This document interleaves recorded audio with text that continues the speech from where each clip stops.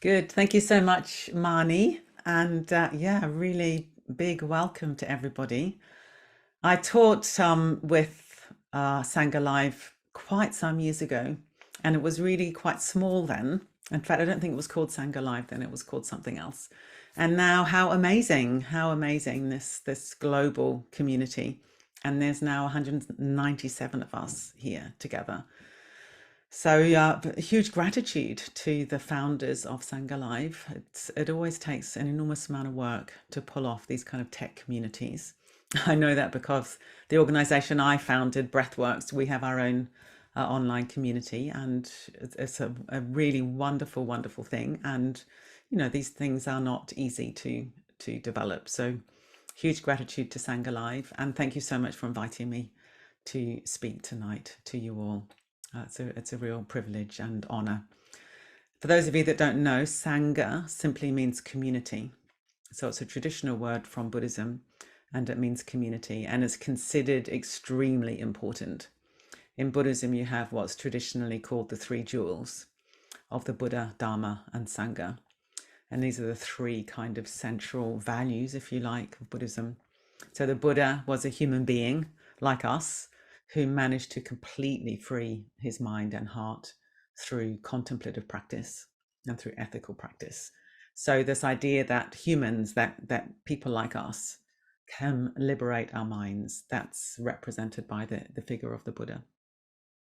And then the second jewel, which is called the Dharma, is both the teachings and the practice that he taught that are being passed down through the millennia by the wonderful teachers here on Sangha Live. And then Sangha is the third jewel, which is community. Because as probably all of us will know, it's really quite hard to do this stuff on one's own. To do the inner work of transformation on our own is hard. Whereas when we practice together, we feel the support of the community. So here we are, 205 of us now, supporting one another through this inquiry into the mind, into the heart, and tonight into breathing. This is the theme for tonight.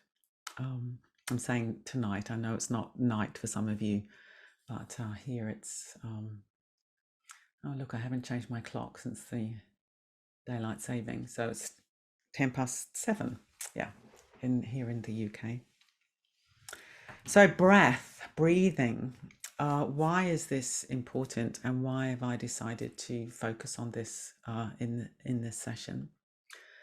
So contemplative practice using breath is very common in Buddhism and common in many contemplative traditions. So if we go back to early Buddhism, we've got some texts that are very seminal. So we've got something called the Satipatthana Sutta, sometimes called the Direct Path to Awakening. And we've got something called the Anapanasati Sutta, which is the mindfulness of breathing. And these are from early Buddhism, 2,500 years ago. And clearly the Buddha felt that breathing was a useful skill and a useful tool if we want to free our mind from being so knotted up and contracted and tight. So that's interesting, isn't it? That breathing's always been considered a very useful object of awareness or object of contemplation. I sometimes say I think there's at least 5, but I draw out 5 ways I think breathing can be helpful when we're doing this inner work. The first one is just what I've said. It's a very useful object of awareness. So one of the ways we can think of meditation is that it's mind training. So just like some of us will take our bodies to the gym to get fit and strong, meditation is a way to cultivate awareness, to train the mind to become more able to be present, more able to be focused, more able to be connected, more able to be loving. But we need to train this mind that we have. The traditional image of the untrained mind is a monkey in a tree. This is very, very traditional Buddhism.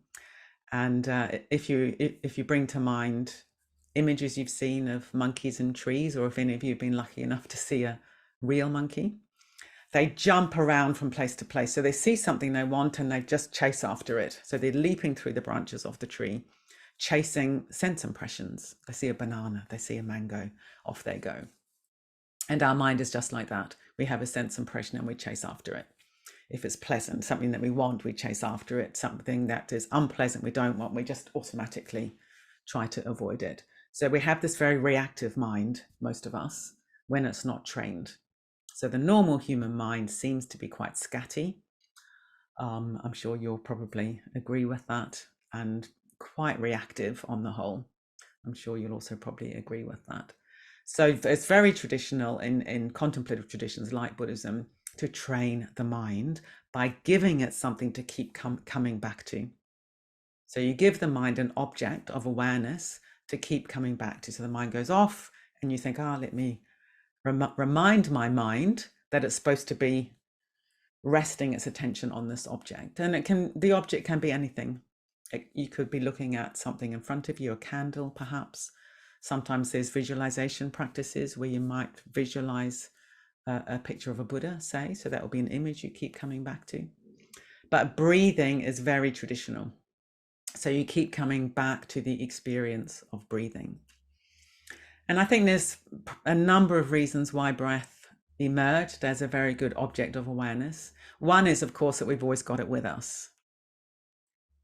From the very first moment of our in-breath to the very last moment of our out-breath, we have the breathing going on in the body. And so we've got this ready-made object of awareness. We don't need to take any extra equipment. It doesn't cost us anything, and we've all got it. So it's a very readily available experience that we can keep inviting the mind back to rest within. So that's the first reason why I think breathing has emerged as being very widely practiced as a meditation object. It's always with us, doesn't cost us anything, and there's no special equipment. So that's good. Secondly, you're probably often heard in these kind of sessions about being in the present moment. We talk about being in the present moment as being a good thing. It's a good idea for our awareness to be present, because then we kind of know what's happening and we can make choices about how we respond to what's happening. If we're not aware, as I said earlier on, we're just going to be caught up in reactive patterns. So this thing of present moment awareness sounds good. You think, yeah, I want that. But it can sound rather abstract. What does that mean, to be present? Or it might sound sort of mystical. Other people can be present, but I can't be present. I don't know what that means. Now, if I invite you right now to experience your breathing right now, so feel into your breathing in your body.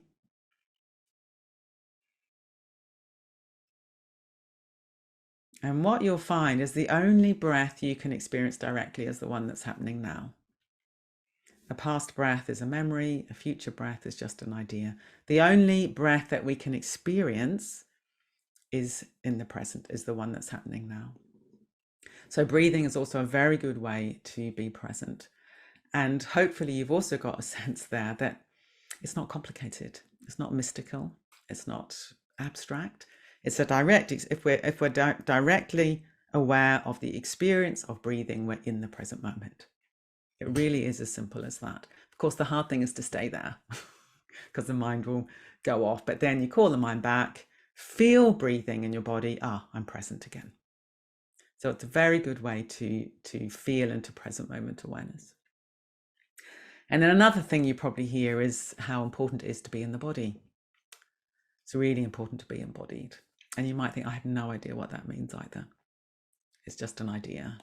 I don't know what it means to be in my body. Or again, it might seem a bit abstract. It might seem a bit mystical and special, like some kind of special experience to be in the body. But again, if I invite you to experience your breathing right now, experience it directly. So don't think about it, but feel into the movements and sensations of breathing. And you'll probably find that your chest is expanding and subsiding. Your belly is rising and falling, perhaps. And that is in your body. So as soon as you allow your awareness to come inside the experience of breathing, you are in your body. Again, it's as simple as that. So as soon as we become aware of breathing, we're in the present moment and we're in the body. So I like this because it sort of undercuts these concepts seeming, or we're looking for some special experience. It's not a special experience. It's just being and breathing. And there you are, you're present and you're in your body. It's that accessible. It's that simple. Another reason why breathing can be very helpful is tension release. And that's what we're really going to be exploring this evening. Many of us are quite tense in different kinds of ways to do with our thoughts, perhaps, or our emotions, or physical pain, or we're just stressed, busy. So there's some kind of tightness in the body. And as soon as we have tightness in the body, we'll have inhibited breathing. I'm going to say much more about that in a moment. And so if we can be aware of that and we can learn how to open out to what I call whole body breathing, then we're going to be unwinding some of those habits of tension. And a softer body means we have a softer mind. So there's more chance of the mind being flexible, present, aware, kind, loving. So learning how to use breathing to unwind tension, I think, can be very, very helpful. And then the last reason I'm going to go into now, I'm sure there's many other reasons, but the last one I'm going to go into now is that breathing, the experience of breathing, is giving us a direct experience of impermanence, of flow. Then when we come inside breathing, as we're going to do in the meditation practice later, you'll realize that the breathing is continually changing. That there is no such thing as the breath, as an object or as a thing. Breathing it's a verb, it's a process, it's a flow. So breathing is always changing, and that's a doorway into an absolutely central teaching from the Buddha, that everything is impermanent and that we suffer in life because we don't live in harmony with that truth. We think that things that are unpleasant are going to last forever, and then we catastrophize. And then we want pleasant things to last forever, and then we're disappointed when they don't. But the truth is everything is changing. The mind is changing, the emotions are changing, the seasons are changing. Night becomes day, becomes night, becomes day. We're all aging all the time. And breathing is our doorway. So if we really rest inside the fluid and changing nature of breathing, we're resting inside the nature of life. And it's a very beautiful thing to be present, aware, and open to flow, and letting go of these kind of contracted states that we so quickly pile on top of our experience. Okay, so those are the 5 main reasons I think breathing is very, very helpful. It's an inbuilt object of awareness for training. We can just keep coming back to breathing to train the mind to stop being so scattered and to know how to pay attention to one thing at a time with a quality of presence and awareness. So it's a wonderful I don't really like the word object. It's a wonderful experience for mind training. If we're really aware of breathing, we're present. If we're really aware of breathing, we're in the body. If we're really aware of breathing, we can release tension. And if we're really aware of breathing, we're resting inside the fluid and changing nature of everything. So this very simple experience, maybe you've never really thought about it very much, it's so completely amazing. And breathing can become a whole universe of experience and discovery and wonder and even delight. And I'm aware for some of us who have done mindfulness of breathing practices, maybe we've experienced the breathing is very boring. So hopefully tonight you'll go away having experienced the breathing as at the very least interesting. Okay, so I'm just going to show a few slides now, and this includes a little video. Oops, just knocking things here. A little video, which is an animation of breathing, which is really, really helpful. And that will show you into different parts of the body that are really important. And then I'm going to lead us in a guided practice, investigating these parts of the body, which I call the 5 Bs. Say more about that in a moment. And then we'll open out to, I'd love to hear from some of you how you got on, and question and answer. Okay, so let me just share my screen.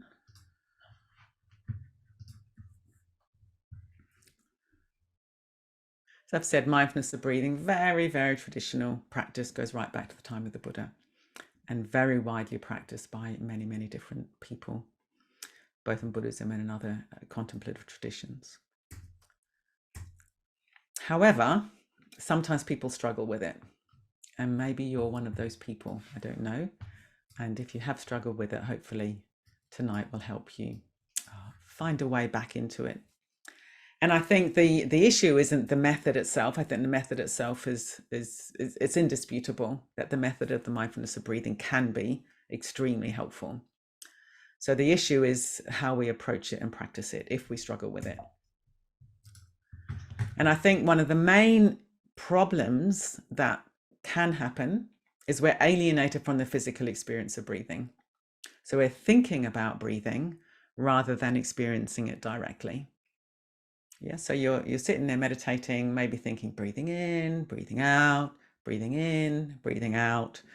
You may even have those words in your saying them silently to yourself, and it's entirely a mental activity. And I think this is very, very common. And I think in our cultures, for many of us, we're quite alienated from our bodies anyway. And then breathing just becomes another way to stay alienated. So we're doing the mindfulness of thinking about breathing rather than the mindfulness of experiencing breathing. So I think that's one of the things to watch out for. And this makes it mechanical and automatic. So breathing in, breathing out, breathing in, breathing out. Maybe we're doing counting. That's also very traditional. We count after the breath. So you're going breathing in, breathing out, 1, breathing in, breathing out, 2, breathing in, breathing out. It's kind of so boring. So it's automatic, mechanical, and you're not resting inside the experience, but you're up in your head. So that's very common. I think another thing that happens in mindfulness of breathing practices is people over breathe. Because you've been invited to be aware of breathing, you start, obviously I'm exaggerating there, but I think that's very, very common. As soon as we come close to the breath, we start to over breathe and start to force the breath. And then that just leads to a reaction. It might be a headache. You might get very anxious because if we're over breathing, we start hyperventilating, can make us anxious. And then we think, I hate the breath, I hate breathing, I hate meditation. And you get this kind of aversive response. Whereas if we can learn to rest inside the natural breath, it can be very beautiful. So forcing attention will just lead to a reaction. And when I lead the practice, I'll try to guide you into ways to just be with the natural breath and to back off if you notice that you're over breathing. And I think we can just be too strained and goal oriented generally. We I want to get really concentrated. I want to have an amazing meditation experience. And then, of course, your mind gets bored very quickly because there's no interest. You wander off, you get frustrated, you think I'm no good at this. And you're losing the gifts that are there with inside breathing through being too strained and too goal oriented. In a way, the goal is to be present. That's the goal. The goal isn't to be somewhere else, having some other experience. The goal is to be present with whatever's happening, with awareness and with kindness. And then another real problem for a lot of us is lack of interest. So in some ways, that's one of the most important invitations to give to you tonight is how can I get interested in my breath? How can I stay interested in my breath? Because it has the potential to be very, very interesting and has the potential to be very, very boring. So I think its interest becomes one of the really important issues for many of us. So how can we get value out of breathing? In a way, it's the opposite of what I've just said. To experience the breath rather than conceptualizing it by thinking about it as an abstract experience. There's nothing abstract about breathing. It's a direct physical experience. You're taking air from the outside world, borrowing it for a few moments, and then you're returning it back to the outside world again. It's very visceral. It's a visceral experience. To be embodied, very, very important. And in what we're going to do in the practice, that will be very embodied.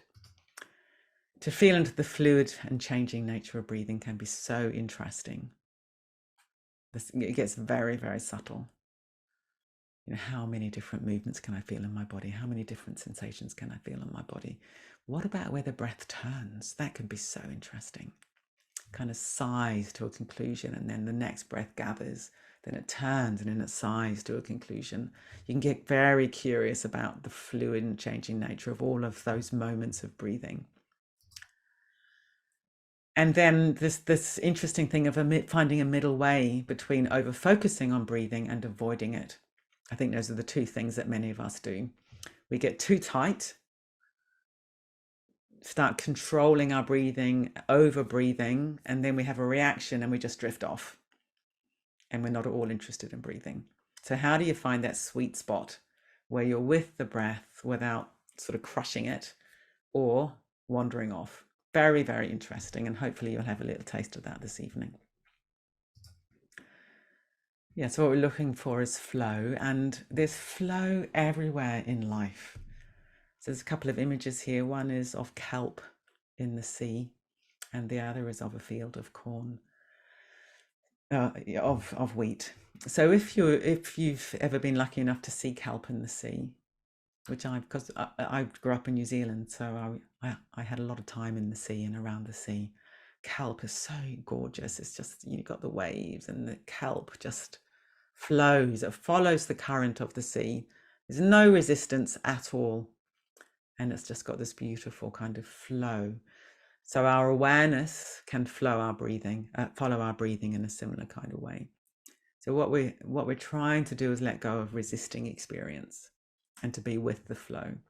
And again, if you've ever seen wheat on a summer's day when there's a gentle breeze, it's just blowing in the breeze. Very, very beautiful. And again, the wheat isn't offering any resistance at all to the gentle breeze. So we're looking for that kind of non-resistant experience in our practice. So as I said earlier on, whole body breath awareness is a crucial way to unwind reactivity and tension. Very, very interesting. Because when we have any kind of stress or fear or pain or contracted state in the mind and the heart and the body, any kind of closing down, we almost always hold the breath. It's so interesting. Straight away, we hold the breath and we don't allow the out breath to have its full expression. So a big issue for many of us is to allow the out breath to go all the way out. The in breath, we don't need to worry about. That will just flow in its own time. But many of us go around habitually braced around the breath. Very, very normal. It's just one of our responses that we've evolved to have, but it can become very habitual. So we're living in this tight sort of braced state where we're not allowing the breath to have its expression. And then of course that has all sorts of knock-on impacts on our health, because of course we breathe for health. We breathe to deliver oxygen to the cells and to release carbon dioxide from the cells. So if that's inhibited in any way, we're not going to have the full health benefit of breathing. So what we want to do is to release into what we could call kindly openness. So a way of being that's soft, that's kindly, that's open, where we're letting go of that resistance and we're just resting. I like this word rest a lot. We're resting, softening into a kindly space. What do I mean by kindly? I mean the kind of attitude you would naturally have for a loved one, but we're turning the attitude in on ourselves. So this kind, loving stance as best we can.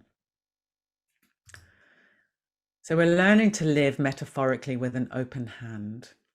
Yeah. So we'll just do a little exercise together now.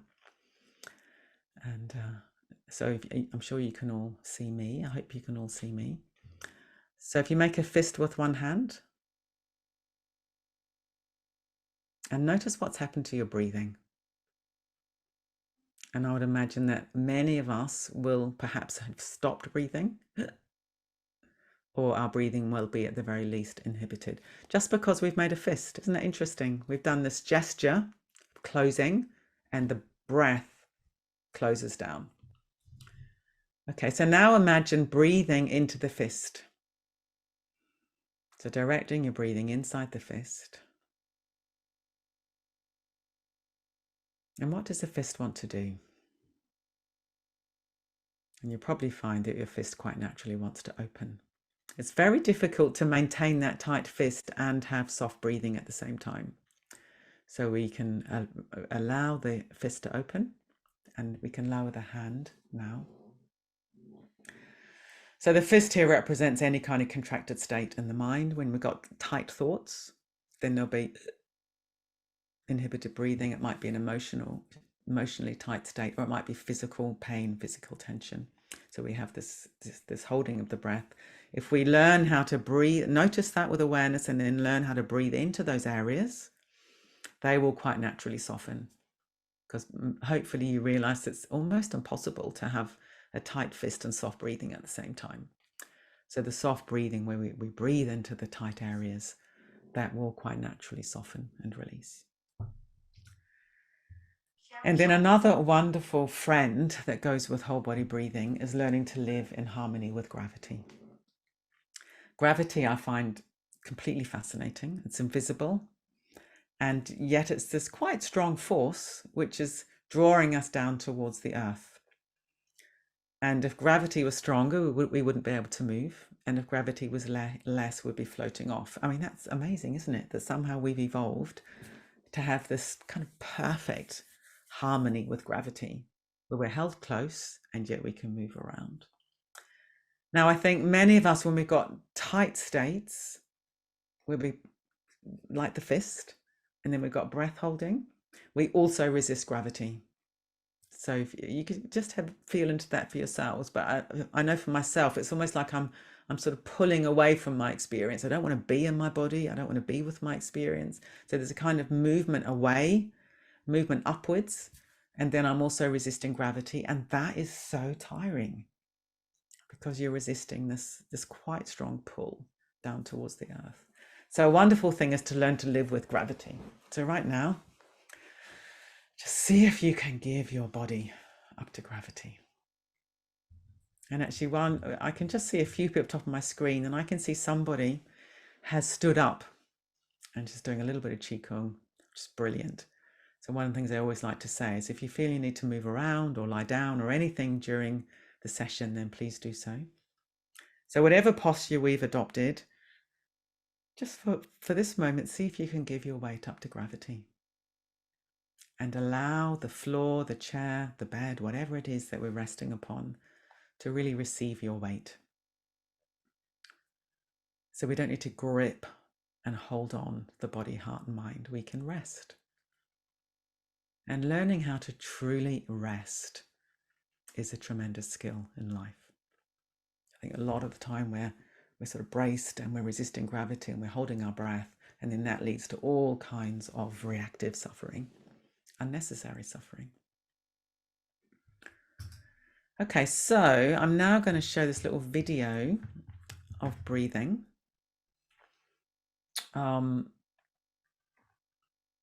You don't need to, the main thing I'm wanting to go into is the 4 diaphragms. So it's got these plexi on the right.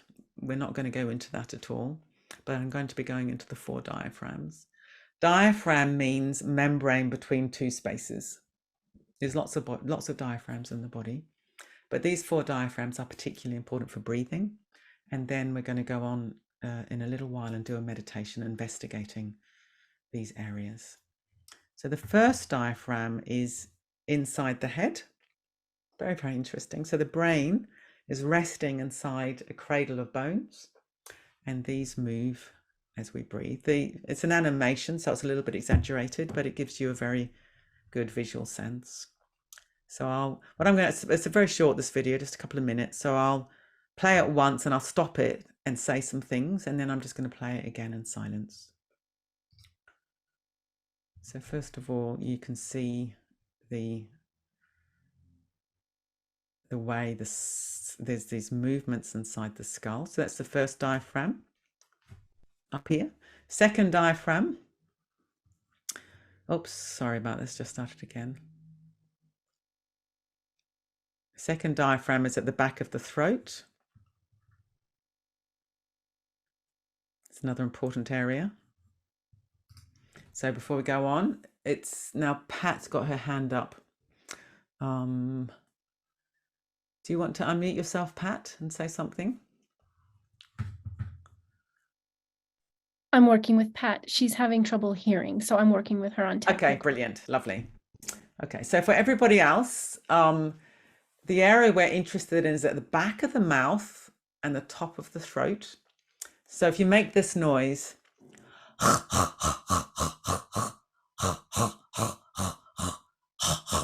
yeah, so it's around the glottal area.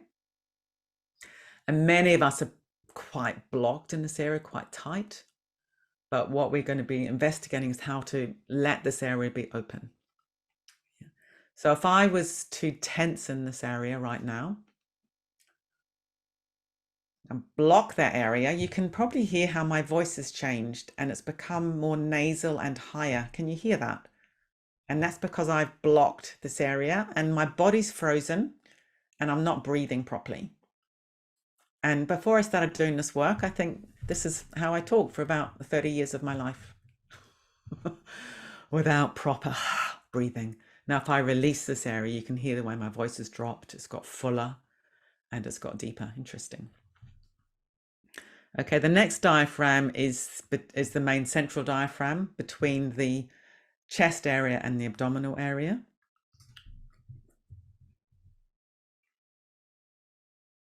You see the diaphragm, there's this enormous muscle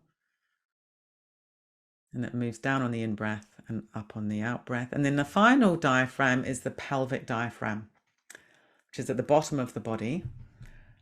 If for those of us that are sitting, and if you're not sitting, you can pretend you are sitting.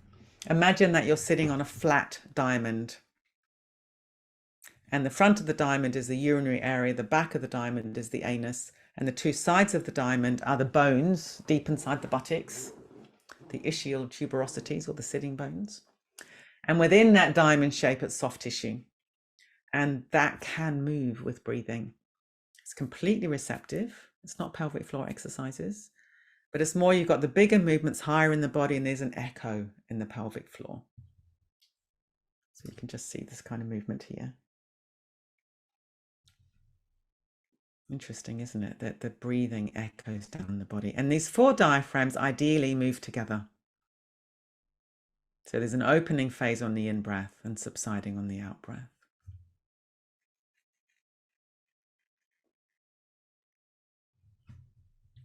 And that if we allow the big diaphragm to move, the organs get massaged.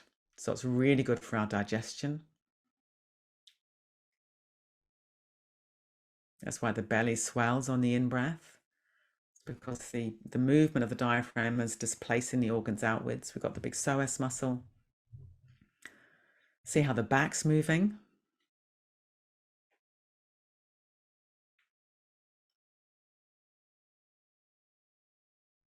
So it's a whole body experience. That's what I love about this video. And look how much the back is moving. People often think breathing's just here up in the chest, but the whole body is engaged. The back's getting a jolly good massage. Jaws soft and open.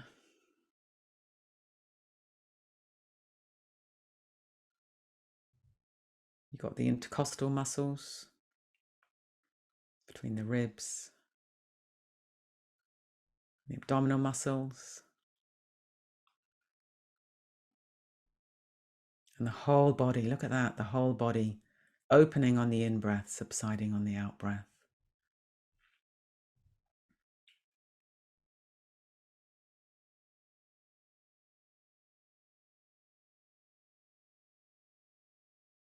Okay, I'm going to play it again now without me saying anything, just so you can really watch it.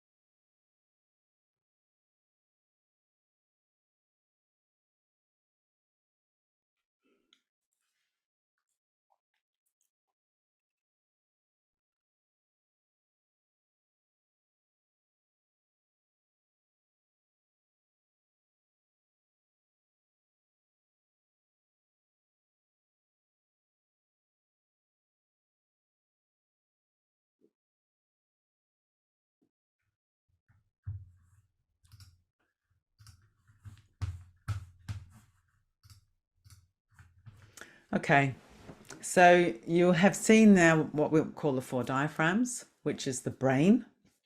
The brain's resting in its little cradle. The cervical, which is this area at the back of the mouth. Thoracic, which is, let me just turn my camera down, which is this area across the whole body. And that moves down on the in-breath, up on the out-breath, 22,000 times a day. Amazing. So it's a little bit like the heart breath, the heartbeat. Soft belly. And then the pelvic floor. And there's a very gentle broadening on the in-breath, toning on the out-breath. Completely and utterly receptive. So it's like an ocean swell, or it's like an echo. So you've got this bigger movements higher in the body, and then it's just an echo down in the pelvis, pelvic floor. Because of course the body is very interconnected. So a way to remember these in your daily life is what I call the 5 B's of the breath. And these are 5 areas to really pay attention to and to see if you can keep them soft. So there's the buttocks or the bum. That's a way of accessing the pelvic floor. And when you start tuning in, it's amazing how tight a lot of us are in the butt. And if your butt's tight, then the pelvic floor is also unable to express breathing. So to let your buttocks or your bum or your butt be as soft as possible in daily life. Your belly. If you let the belly be soft, then the main central diaphragm can have its movement. The back, as you saw in the video, the back is very involved in breathing. So to allow awareness to rest inside back breathing. And that's naturally calming and naturally soothing to rest inside back breathing. If we let the base of the skull be soft, that's a way of releasing this area, the throat area. I've just tried to come up with these words that we can remember, the 5 B's, the buttocks, the belly, the back, the base of the skull, and then the brain. Yeah. But the brain is something like 78, 80% water. It's very, very interesting because of course our head can feel like it's just a solid rock, can't it? Or can feel very desiccated and dried out. But it's mostly water, squidgy. And if we can imagine the brain being soft, you won't feel the brain directly.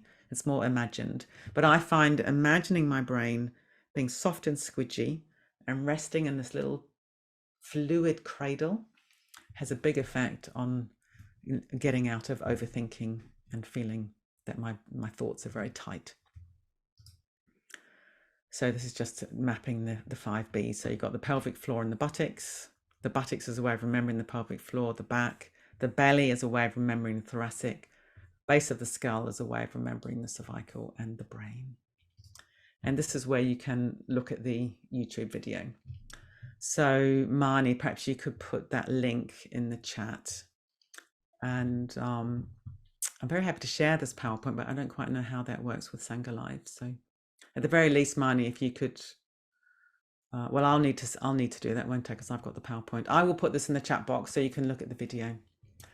And if I can manage it, I'll put a PDF of the whole thing in the chat before the end of the session.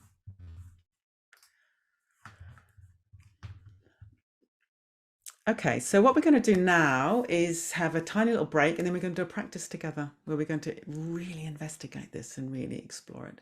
So let's just have a couple of minutes, 2 or 3 minutes to have a stretch and excuse me, and decide what posture do you want to do this breath inquiry in. I'm calling it a breath inquiry because we're just going to be curious what's happening in my body. So my posture, I'm on an upright chair like this, and I've got a blanket around my waist. I'm getting a little bit hot, but apart from that, it means I can rest my arms in the blanket so my shoulders can drop. I'm not holding on to my arms. So that's a good position. You might want to do it lying down. It can be really good doing it lying down because the body will be, excuse me, making lots of noise. The body will be soft. If you've got meditation cushions, meditation stool, that kind of thing, then of course you can do that. And whilst you're just getting yourself set up, I will very quickly put this PowerPoint in the chat box.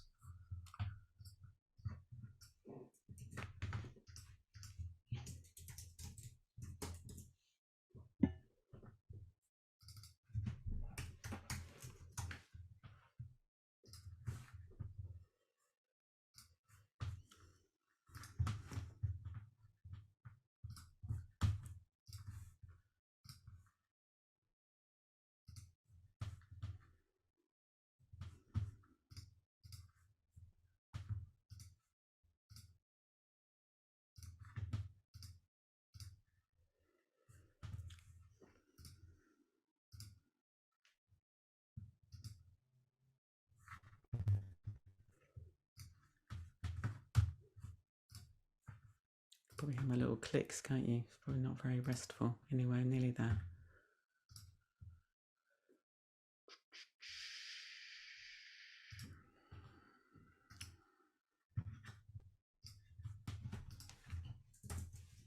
Good.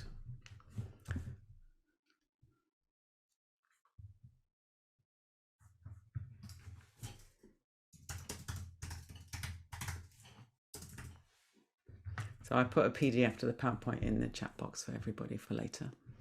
Okay, so if we get ourselves set up, and we're just going to investigate breathing in the whole body, and particularly these areas. Just getting too hot here. I'll take this off. Okay, so to start with, let's just begin to settle into the position that we've chosen.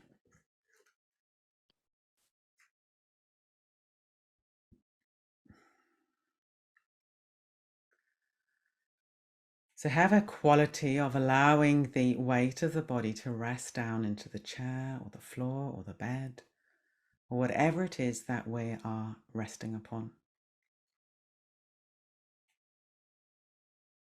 See if you can give the weight of the body up to gravity and allow yourself to be held and supported.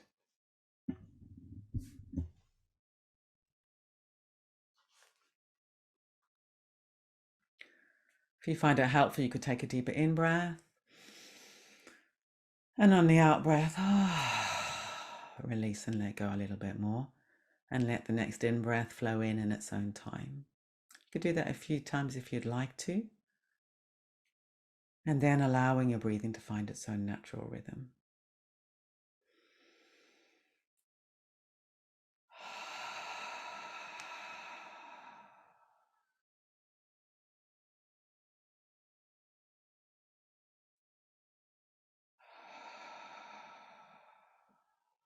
See if you can let the out-breath go all the way out. And now let's let go of any effort and allowing the breathing to be natural, however it is for you at this time.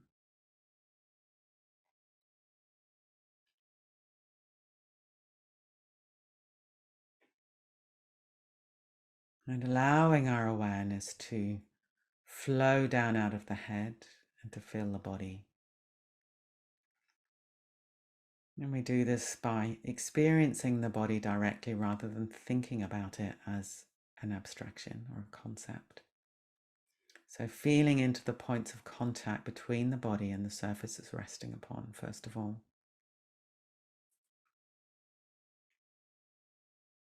So if we're sitting, this will be the buttocks on the chair, yielding, resting, settling, the feet on the floor, yielding, resting, settling. If we're lying down, it'll be the whole back of the body, the back of the head, yielding, resting, and settling. So we're coming closer to our direct experience rather than our thoughts about our experience.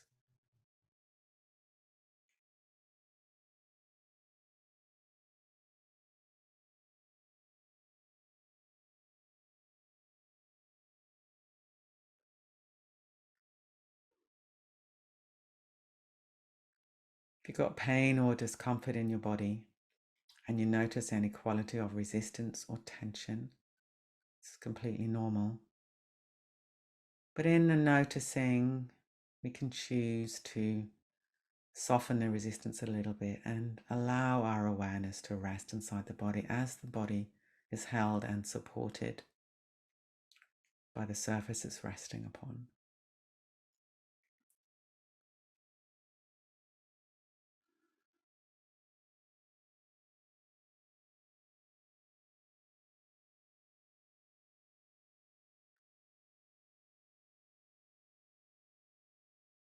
Now let's allow our awareness to gather inside the buttocks or the butt or the bum, at the base of the body.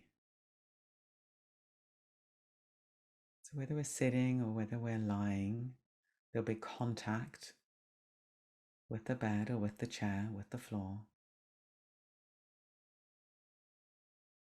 And let's see if we can allow the buttocks to be soft, yielding, resting. And as we allow the buttocks to be soft, maybe we notice that breathing drops a little deeper in the body. Always being very careful not to force or strain. It's more that we're resting into gravity, allowing the body to be held, supported. As the body softens a little bit, breathing may quite naturally drop a little deeper in the body. If at any point you notice you're forcing, in the noticing you can choose to broaden, to back off, to release a little bit. And if at any point it gets uncomfortable being with breathing, you can choose to take your awareness into your hands or your feet. Of course, you can open your eyes at any point. You can stop the practice at any point.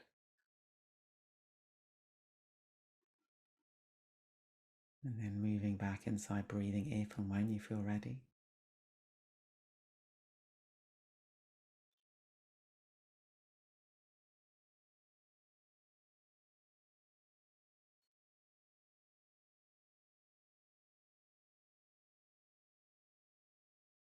Allowing awareness to rest inside that diamond-shaped area at the base of the torso. Got the anus at the back, the urinary area at the front, the sitting bones on either side. And although the pelvis is bony, it's soft tissue within that diamond shape.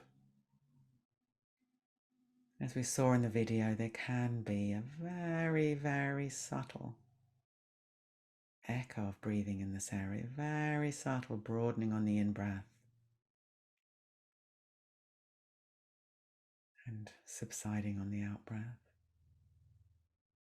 But we're not doing anything. It's like an ocean swell. It's like an echo. If you can't feel anything, don't worry, but being aware of the possibility of this part of the body being open to breathing.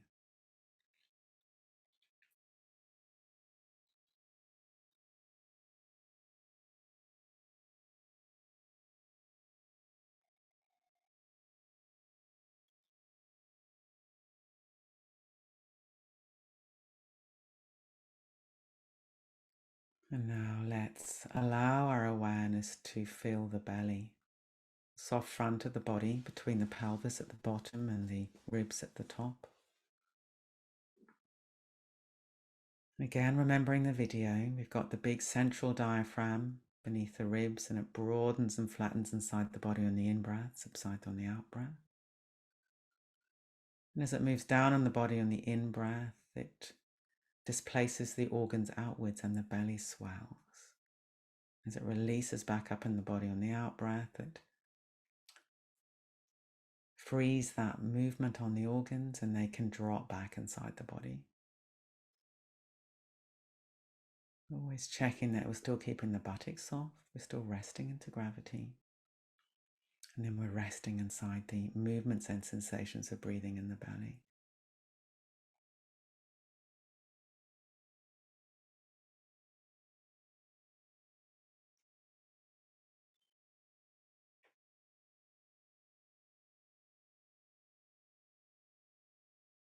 How many movements can you feel? How many sensations can you feel?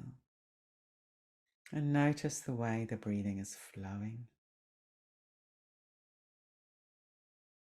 And if you've got pain or discomfort, tightness,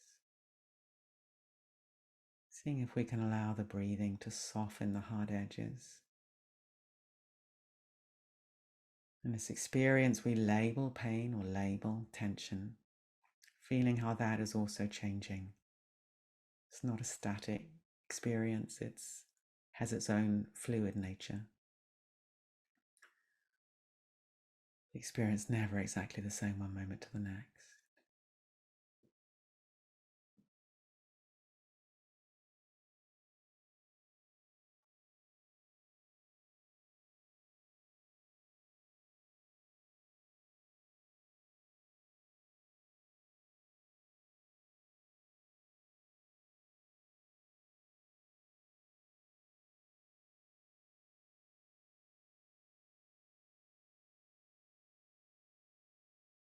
Now let's come into the back of the body.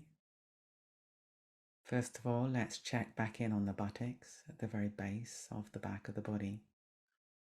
Checking that we're still yielding and softening through this area. Buttocks are soft.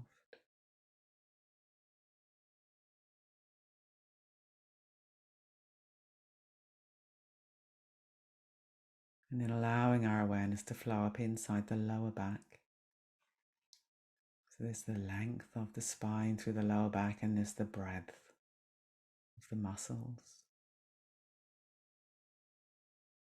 the tissues in the lower back.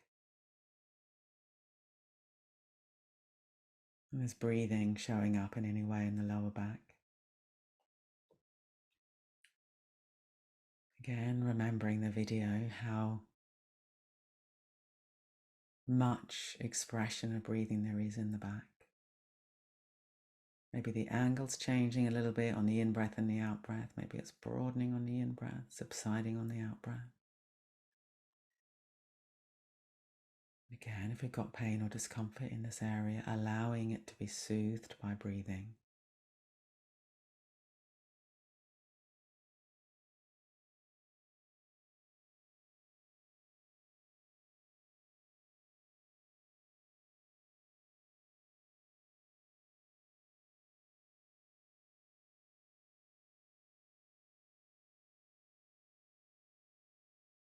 And the middle back.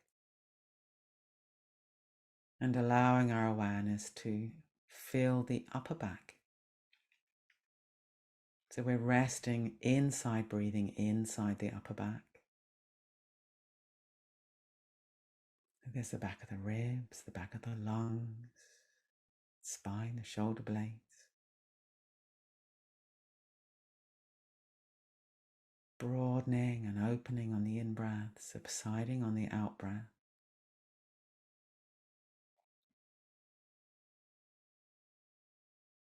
Very often we're not aware of back breathing at all, and yet there's this whole universe of experience awaiting us.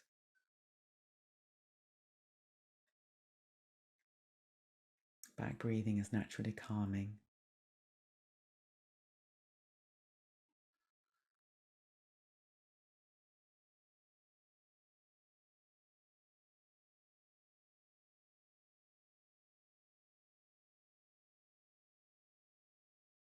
And broadening to aware of the whole back, the whole length of the spine, the whole breadth of the back. Resting our awareness inside, breathing inside the whole back of the body.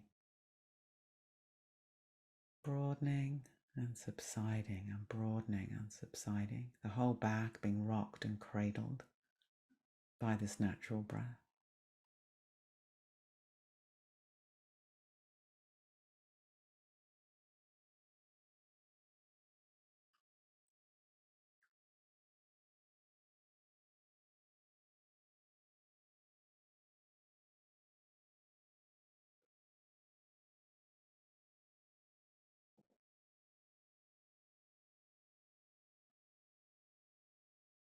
Now let's come into the chest area.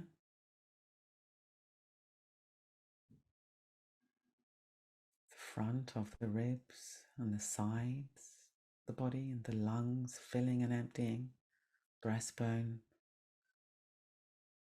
Rising a little bit, falling a little bit, completely natural. We're not doing anything. We're just resting inside the natural breath in the chest, the front and the sides.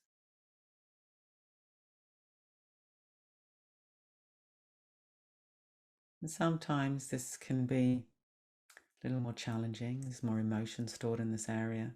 So if it feels tight or difficult, then of course you can broaden your awareness. I often find it good to drop back into the lower back or the buttocks, feet, the hands. Stabilize and ground.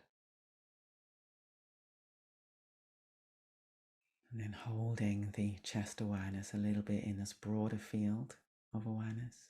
It's up to you, knowing you've got choices.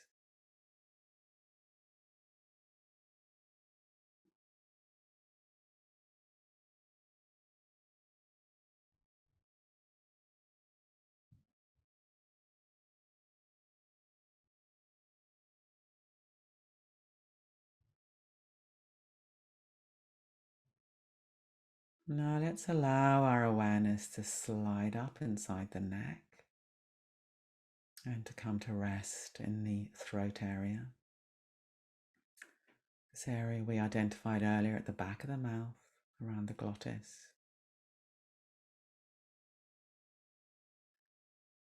Let the jaw be soft, the lips soft, the tongue soft.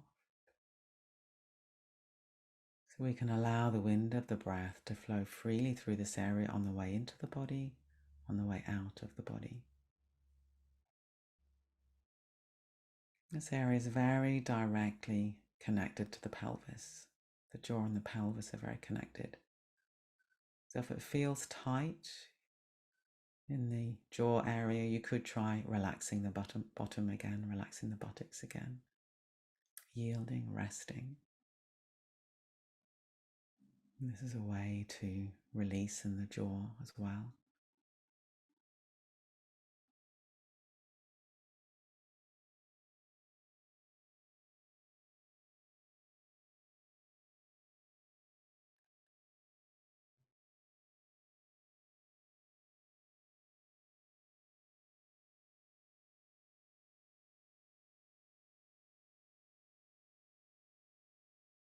And now let's allow our awareness to slide up inside the head and let the brain rest inside the skull. And you won't feel this directly, but as we let the buttocks be soft and the belly soft and the back soft and the back of the throat, base of the skull soft, maybe we can get a sense of this watery brain resting in this watery home inside the head. And there's even an echo of breathing in this area.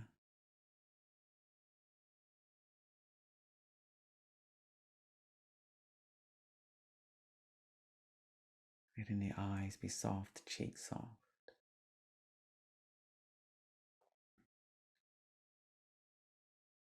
And I think it can be really interesting to feel into the physicality of the head, feeling how the head is a limb of the body, just like the arms and the legs are limbs. Very often it can seem that the head is somehow separate to the body. We've got a body and then we've got a head. But the head is part of the body. It is part of our experience of embodiment. So feeling sensation, temperature in the head can be grounding. The sense of this brain resting can be grounding.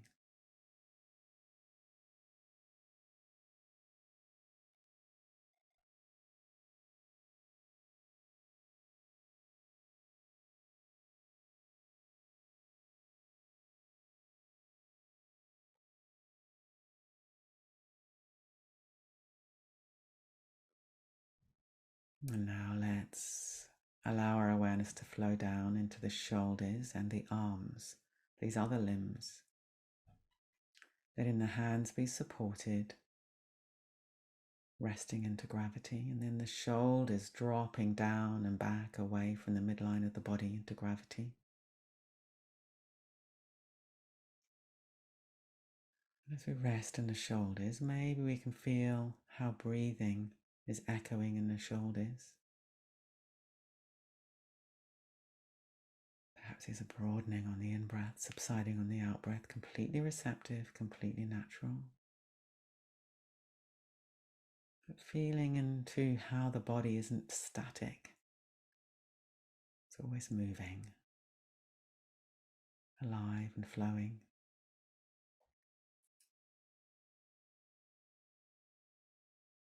And allowing awareness to pour down inside the arms, through the upper arms, the elbows, and the lower arms, wrists, hands, fingers, thumbs. Again, feeling inside the body rather than thinking about it. Maybe feeling tingling and temperature in the hands. Letting the hands rest in the present moment, not reaching for the future or holding on to the past, but soft in the present.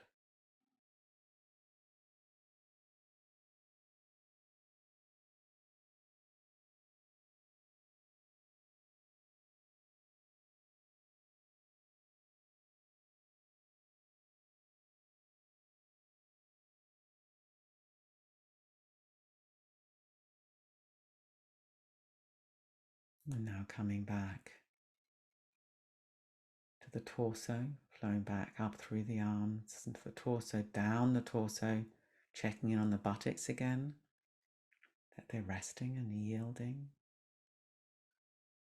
And allowing awareness to pour through the hips and down through the legs, through these other limbs, the legs, all the way down inside the legs to the feet and the toes.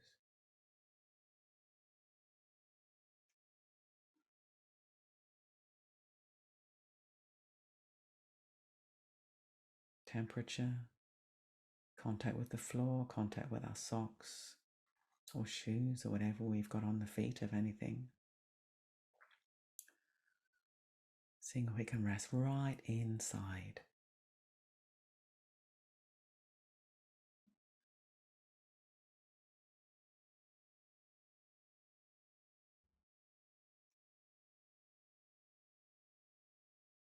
And now broadening awareness, be aware of the whole body. This whole experience we label body. That's a flow of sensations, flow of breathing, flow of energy.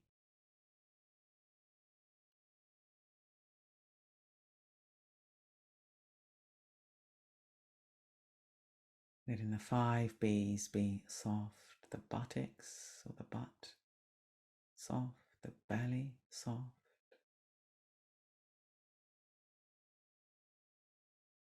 The back of the body, soft.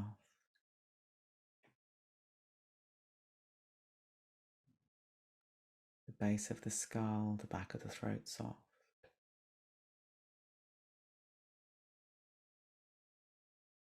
And the brain, soft.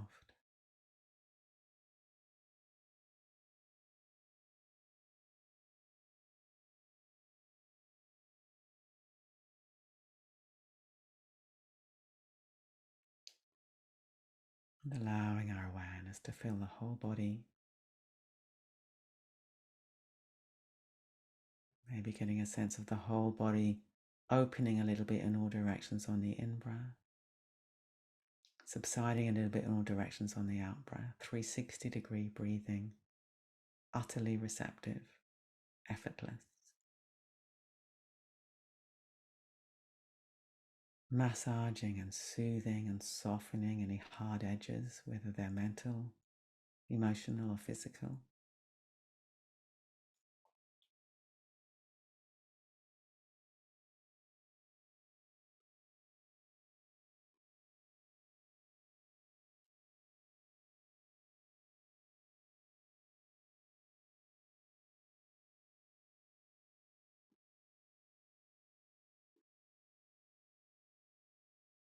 As we begin to bring this practice to a close, let's just bring a tiny bit of movement into the body. Maybe the fingers and the toes, if that's comfortable for you. And as we begin to move, very often we immediately start gripping, inhibiting breathing, tensing and bracing. So let's see if we can keep the breathing soft as we begin to move. So we're right inside the whole body, inside breathing. The body's already moving with breathing. Let's just expand this a bit more into bigger movements, fingers, toes, hands. And then if you want to come into other movements,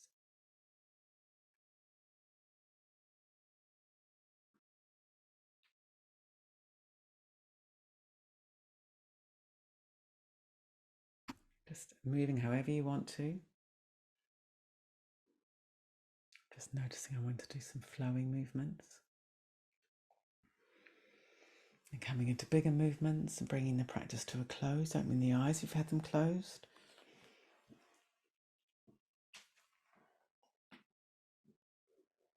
Whatever your body's calling for. I always want to stretch, but you might want to do something else. And I want to jiggle.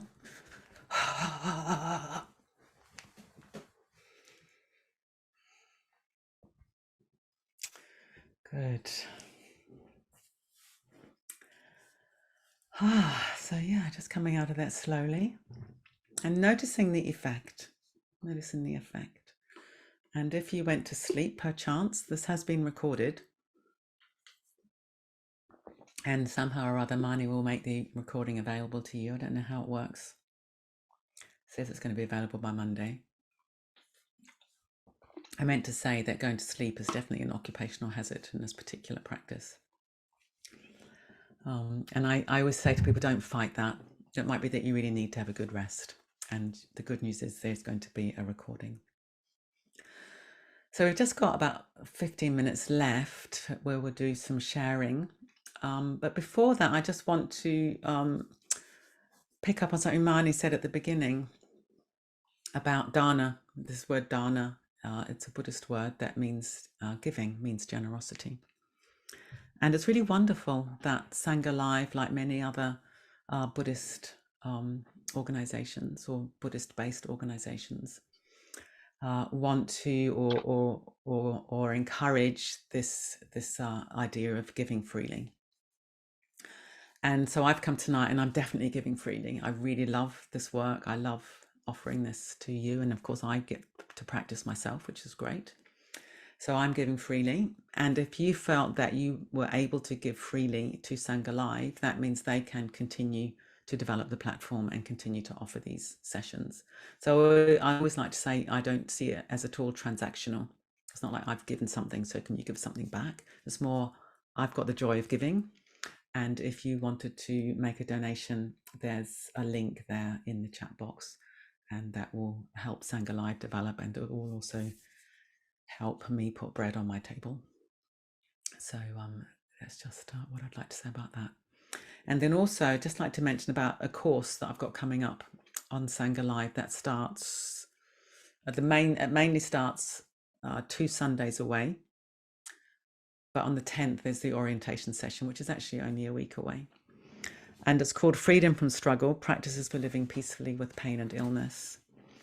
And this is kind of my life's work. So I've lived with spinal injury since I was 16, which is many decades ago. And so I came to exploring my mind, investigating my mind, because I had this terrible pain and disability. And for the last 23 years, I've been teaching people with pain and illness through my organization, Breathworks.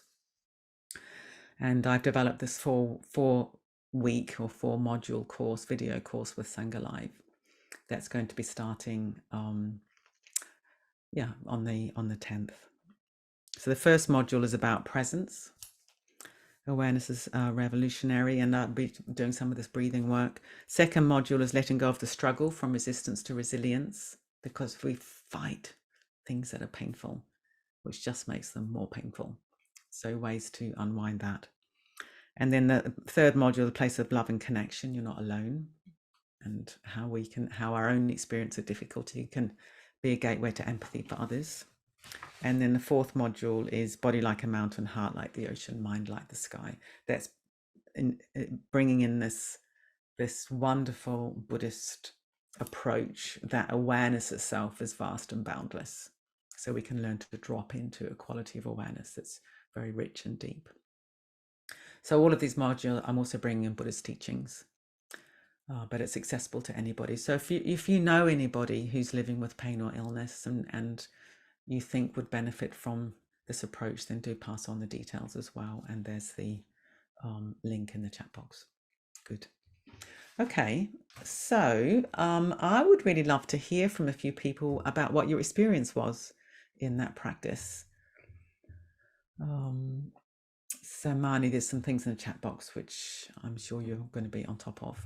So let's just see who was first. Go to my participant list. I see Leila, Lelia, but before we do that, there was one in the chat from earlier. Okay. Could I read it to you? Yes, please. Yeah. Paula asked, how can you focus on the breath with kindliness when in a critical, difficult headspace? If struggling with this practice, would you perhaps move away to a different practice then come back? How can you focus on the breath with kindliness when critical? I think just really I would experiment. You know, I've offered something here, but you are the master of your own mind and your own body. So you could do that. You could go away to a different practice and come back. That might be the kindest thing to do. Or it might also just be very interesting to, you know, really bring to mind, well, how would you respond to a loved one having the experience that you're having? And the chances are it will be quite tender and quite gentle. And then can you bring that soothing quality towards yourself with your breath? So you can definitely try that as well. And I think broad awareness, you know, very often we start struggling, it's all kind of here and it's at the front of the body. So, you know, drop right back into back breathing, whole back, broad open awareness. But I think really, I can see it's Paula, so you can just try both. Going away to a different practice can be helpful, or just really sort of playing around with that edge of sort of broadening and opening and resting might also be helpful. Thanks, Mani. Okay, Layla, let's hear from you.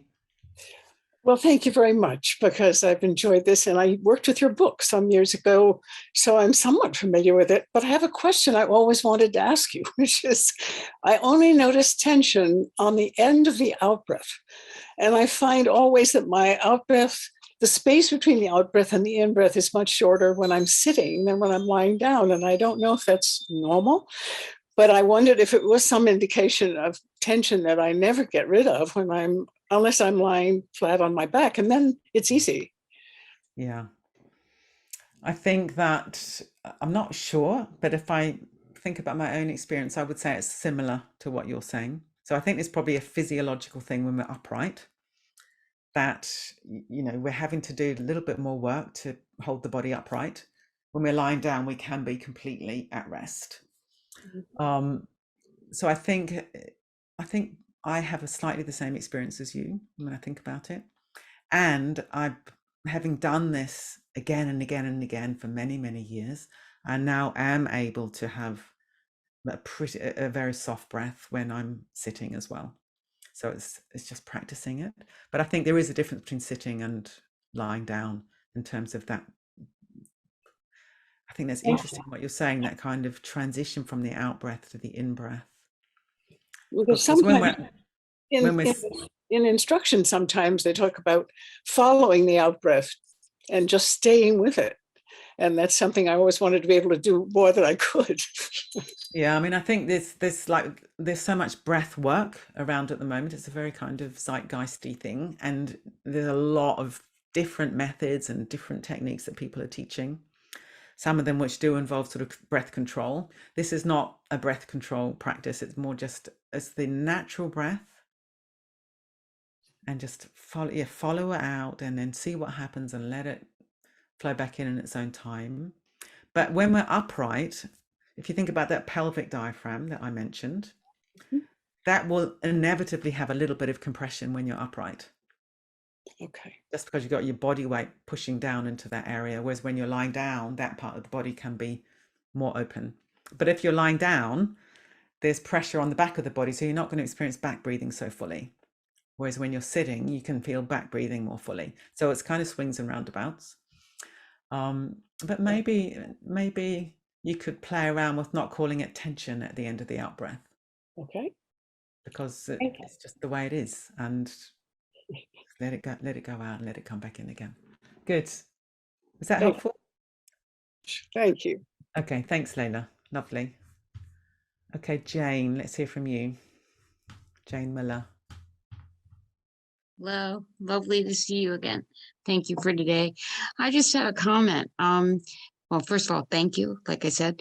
That I think sometimes it's very difficult to be in touch with our pelvis and our lower spine. And I just find, and I was right in between the practice and the inquiry of question, well, in between, I went to the bathroom, and as I was sitting on the toilet, this is so strange, that's when everything relaxed. Ah, Just to say that if people have a hard time getting into that, being able to feel, so is the pelvic floor, that's when it's like, ah, and it's just this kind of relaxing time for that part of my body. And I wanted to share that. The other time that I find very interesting is horseback riding. oh, okay. My whole body, the hips, everything loosens up Yeah, as I'm yeah, riding, with the movement of the riding and with the breathing and the connection between the horse and me. So I thought that fantastic. was interesting as well. Yeah, good, Um, good. and Thank I you. just want to say that for me, I teach breathing techniques for trauma survivors. And it's so interesting how, God, Buddhism, way back when, centuries ago, was really the way in which we look at polyvagal theory, which is activating the ventral vagal nerve, which is the nerve of calm and presence and engagement and communication. And I just find it fascinating that here we are now, how many centuries later, seeing how it works Yes, neurologically, as yes, well as yes. so many other ways. So thank you. Great to Yeah, see you. Peace yeah. to everyone. And I Wonderful. greatly Thank you. Thank you very much. Yeah, and it's interesting, isn't it? It's like in Buddhism, it's been experiential. And now what's happening with all the neuroscience is we're now able to sort of find out what's been going on from a more polyvagal neuroscientific point of view. But it's the same process of activating this calming, balancing side of the nervous system. Very good. Okay, so Sally, let's hear from you. Hi, Vidyamala. Hi, I'm going to be on your course, by the way, so I'm looking Oh, forward to that. fantastic. Good. I was hoping not to experience this because this is an attention to breath, and I'm also going on a Vipassana 10 hours a day retreat in May.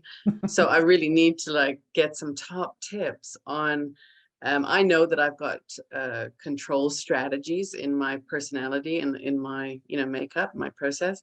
So what I'm noticing whenever there's a particular emphasis on attention to breath, I change my breathing. Yeah. And then I lose track. It's actually quite disturbing. Other people might experience this.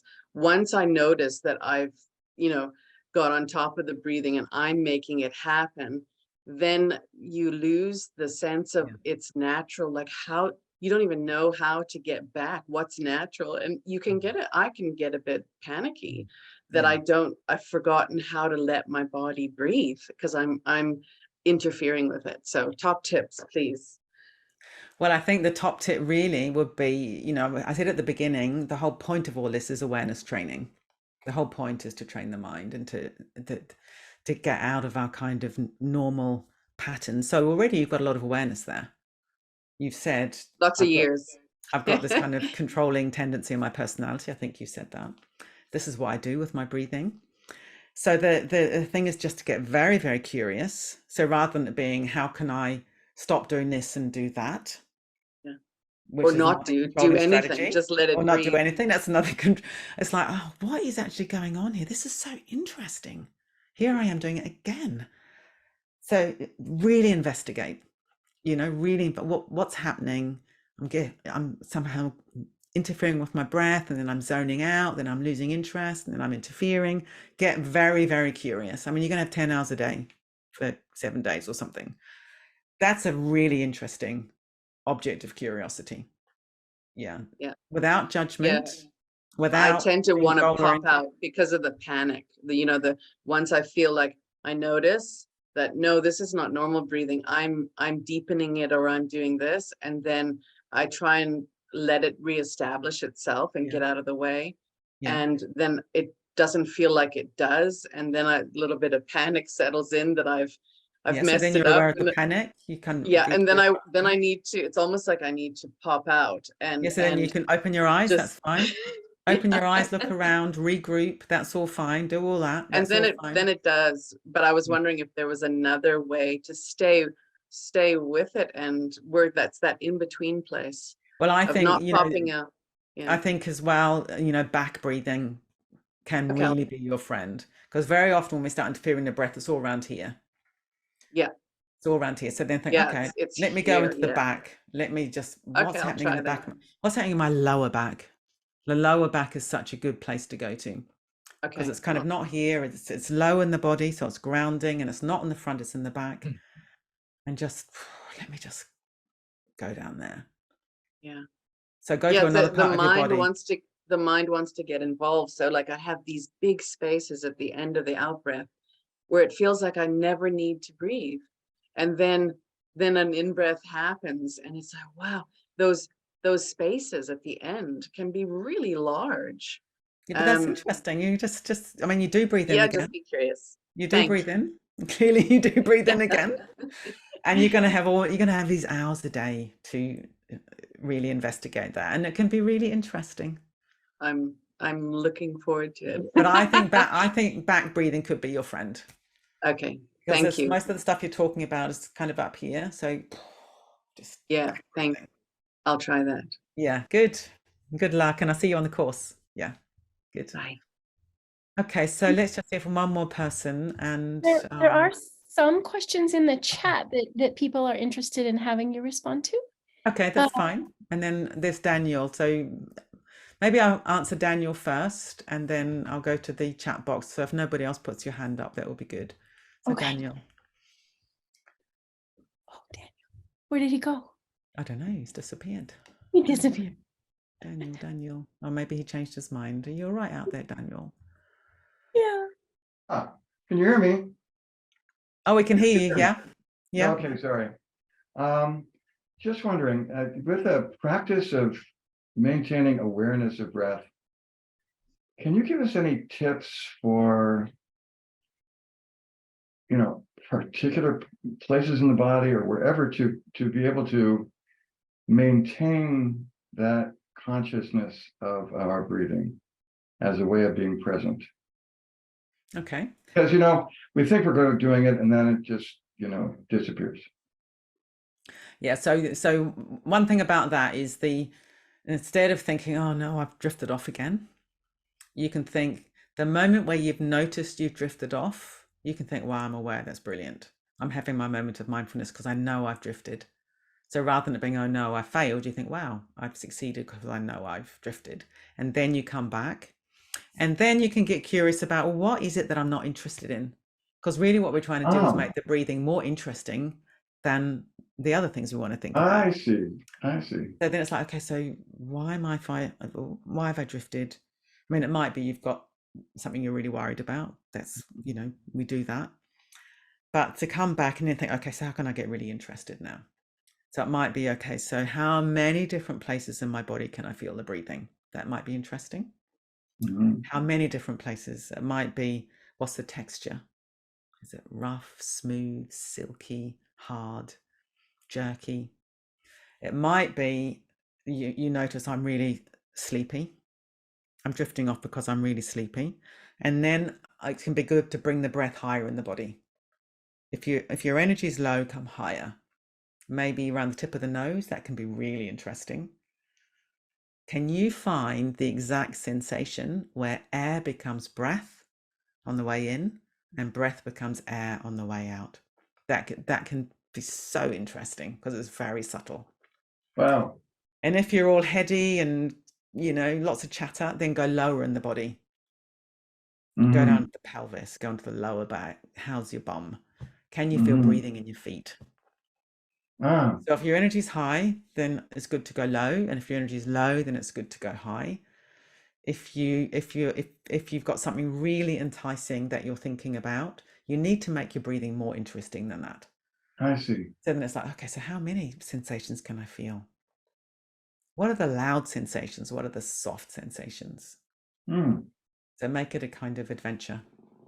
Wonderful. Thank you. Good. Thank you very much. Good luck. Yeah. Thank you.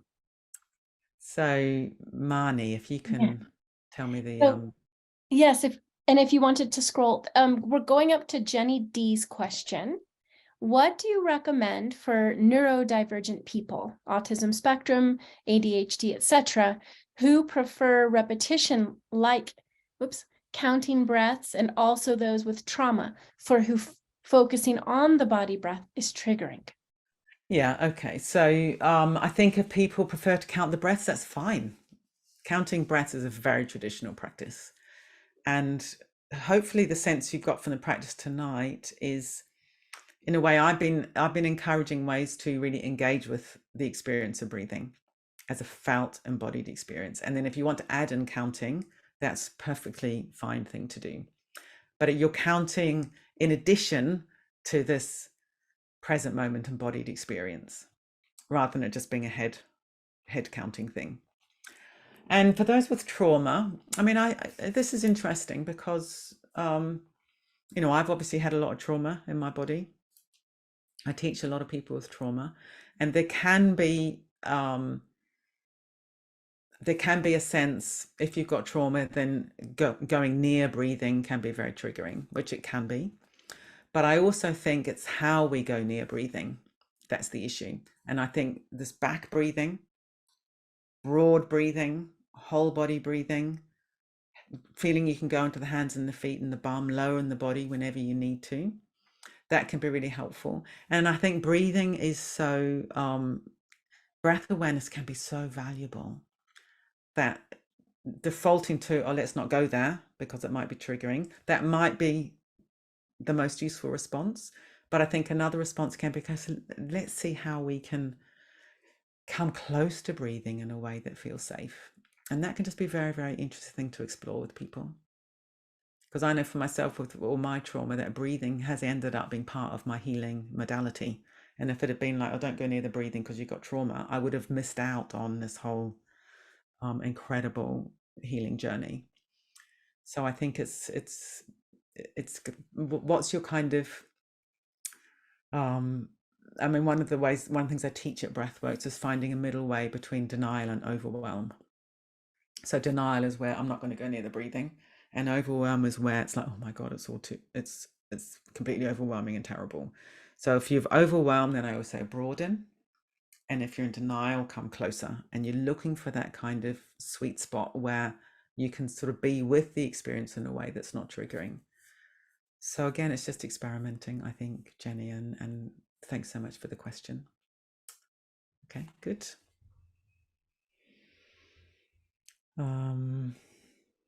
So someone's saying, I've had insomnia and was tired and wired, otherwise known as twired, very common experience, twired. I became very sleepy and felt my weariness. Could I do this before going to bed? Yes, definitely. Definitely. Sometimes if I'm having trouble sleeping, I will do this practice in the middle of the night, and it's really wonderful for just calming down the nervous system. So it's an anti-twired practice.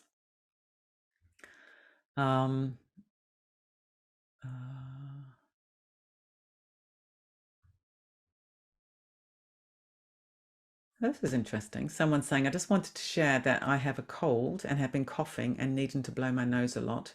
But during the breathing exercise, I did not feel blocked and therefore did not need to cough or blow my nose. It's very interesting because, again, we're just kind of resetting the nervous system, calming everything down. So then sometimes that sort of sense of being blocked and needing to cough can actually change. It's very interesting.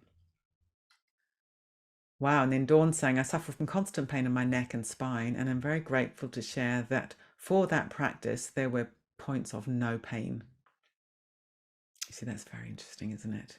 Because in that practice, we're really letting go of that kind of contracting against the unpleasant sensations.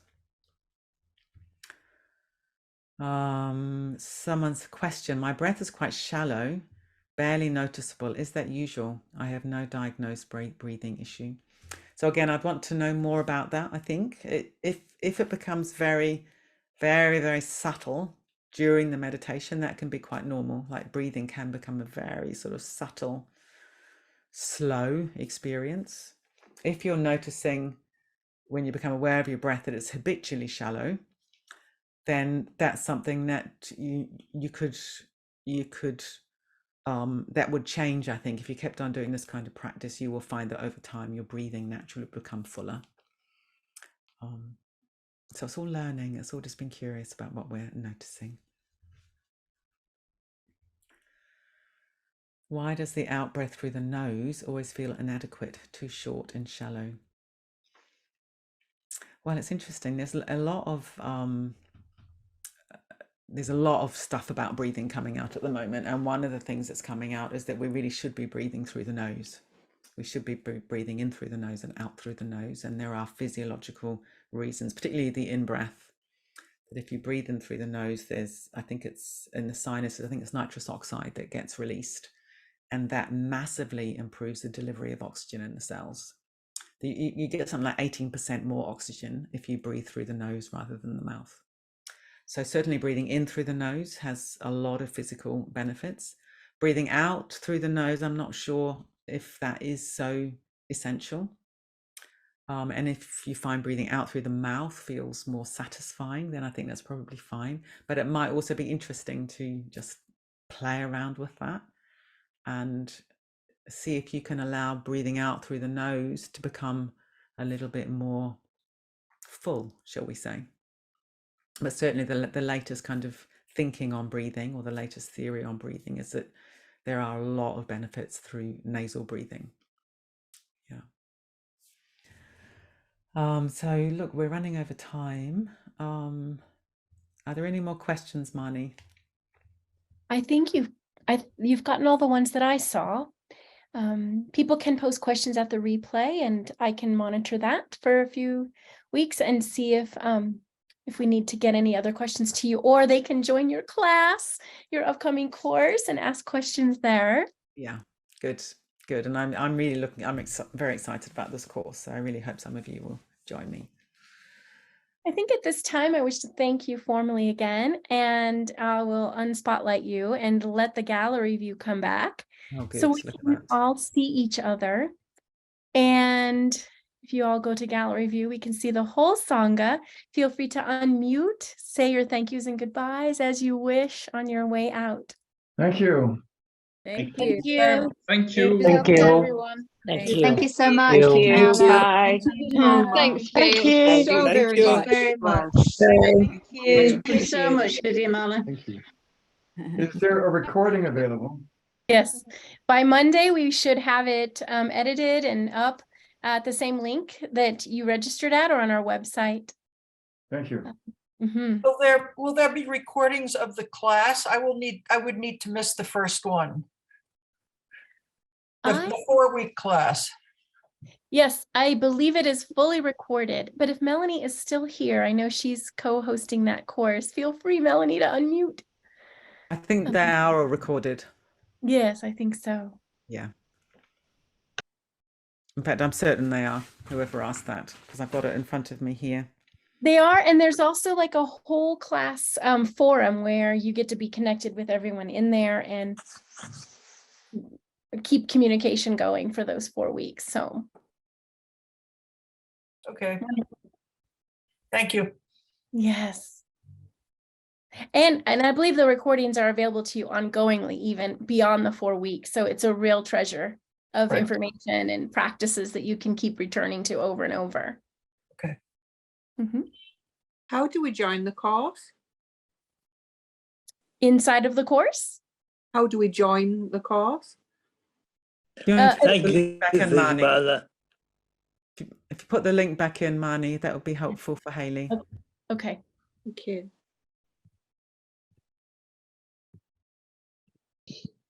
Thank you. Bye-bye. Thank you. There we are.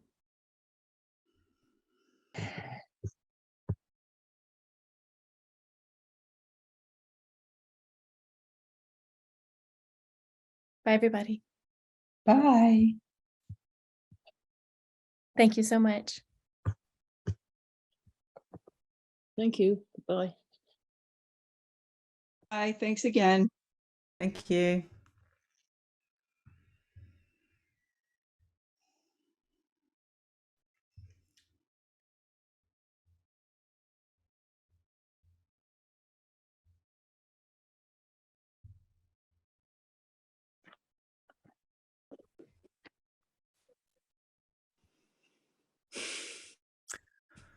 Good. So I'm going to head off myself now. Bye, everybody.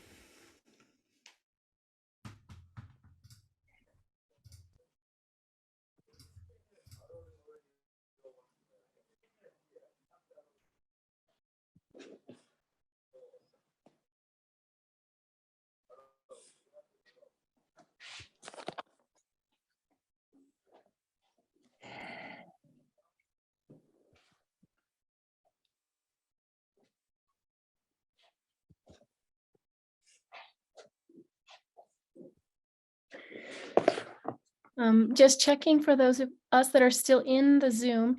Do you need me to leave it open longer to grab things out of the chat? Or is it okay if I close the session?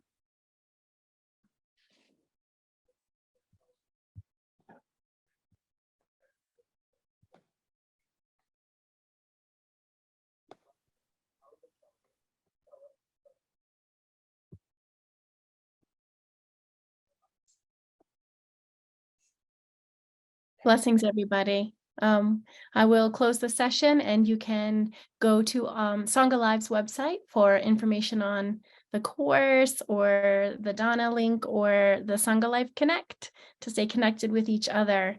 Have a wonderful rest of your day.